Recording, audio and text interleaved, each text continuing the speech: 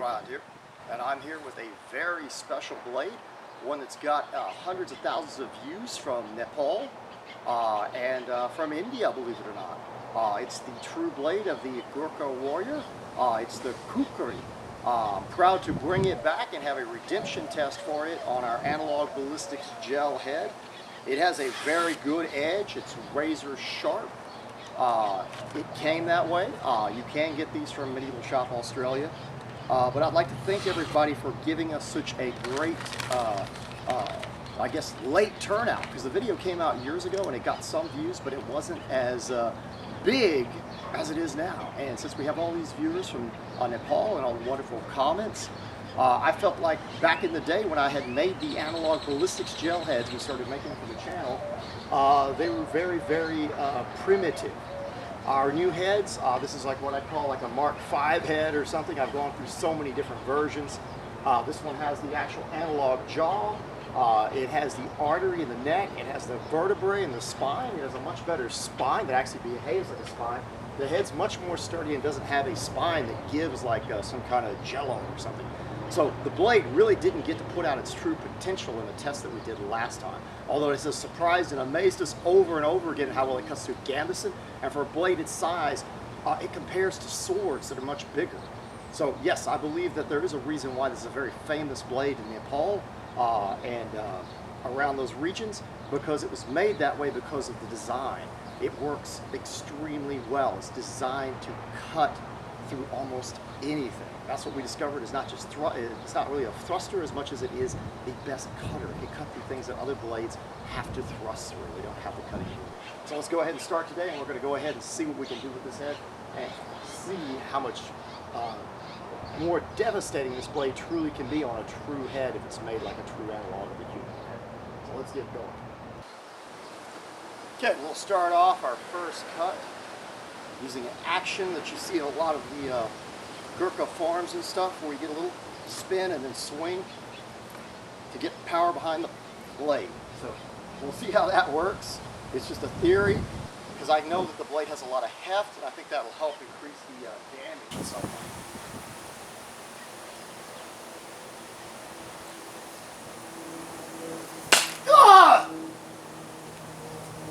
Now, if anybody saw that, we have cut completely into the skull, much more devastatingly than we did in any of the other videos. That is nasty. That means that would take the side of your head clean open all the way through. I don't know how well you can see this because it's coming out the back side and you've got to split all the way in. Much more devastating than the video. A lot more blood. I don't know how well that actually helped me, but it did feel really good when I went to cut to have that little wind up in there. Yes, I've seen that in some of their exhibitions and stuff recently, so thought I would throw that in. And yes, it has that feel where the little bit of, you can kind of get a little bit of power that might help the blade do its job. All right, I'm going to try a shot on this side over here.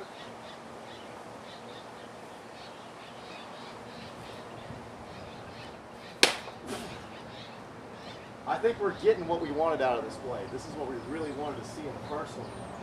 That didn't quite come through. It's very much, although a blade that can cut, very much like hitting with an axe or something, not a power kill. This man is dead. Both hits were kills, and this is extreme. Let's go ahead and try something different. Because, I mean, I would try to take the entire top of the cap off, which I think is possible. I might do that in a second. I'm thinking, let's aim for the jaw one time and see what we do just hitting a man in the jaw.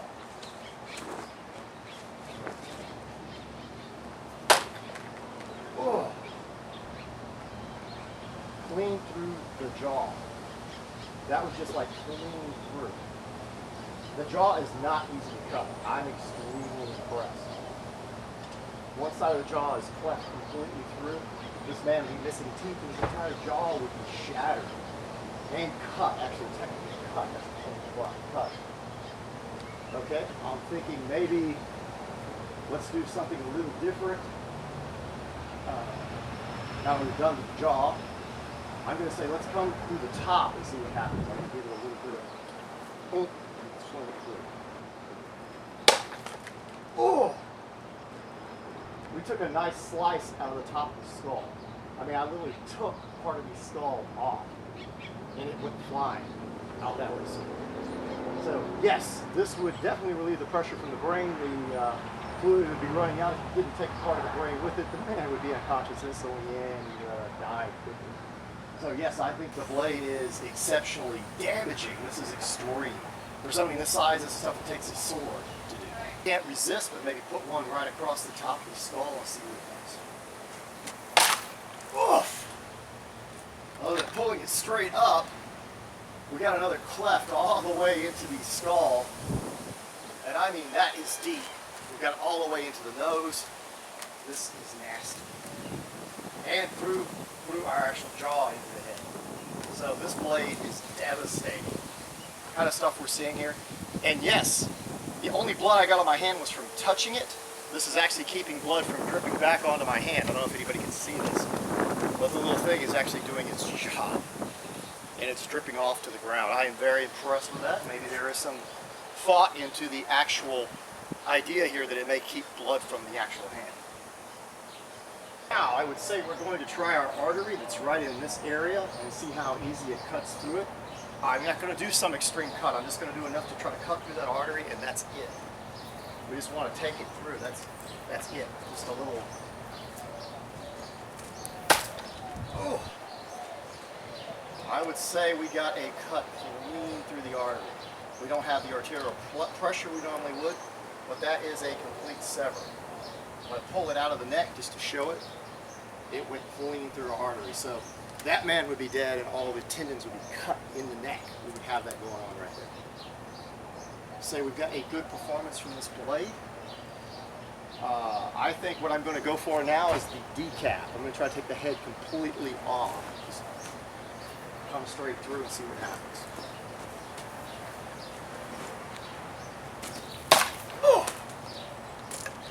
Oh. See what happened? We've shattered our spine. The spine's shattered. The only thing that's holding our head is a little sliver of bone and some actual gel. Let's go ahead and try hitting that up one more time.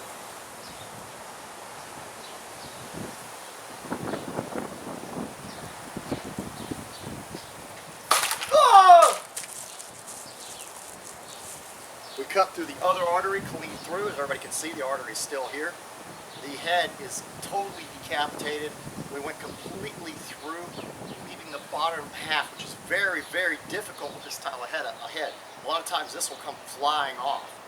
So we have a perfect, complete decap, which I'm extremely impressed by from such a small blade. So yes, this blade has the ability to be the most famous knife of its time. If you consider this a knife-sized blade, which it is, for it to do what it's done is extreme. This being a real Nepalese, Kukri, as used by the Gurkha warrior, I can see how it's approximately the same size as used modernly. I can see how it got so famous and how it could kill its enemies and put fear in the hearts of men when they ran into this on the battlefield over like a regular bayonet or something. As this thing will actually cause carnage that the bayonet couldn't possibly even dream of. I love the blade. It's great for cutting. You can actually find more of these on Medieval Shoppe if you want to go by there. He has some other models now. And I hope you've enjoyed the video, and I bid you farewell.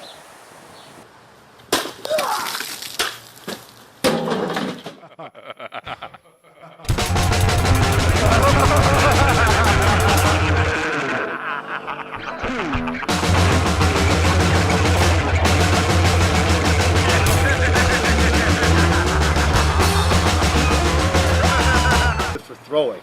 Now you do know you can damage handles with throwing. This is pretty sturdy. So I say in a pinch, if you had to throw it, it would throw like an axe, or you could even do a no-spin throw with it probably. Beautiful blade.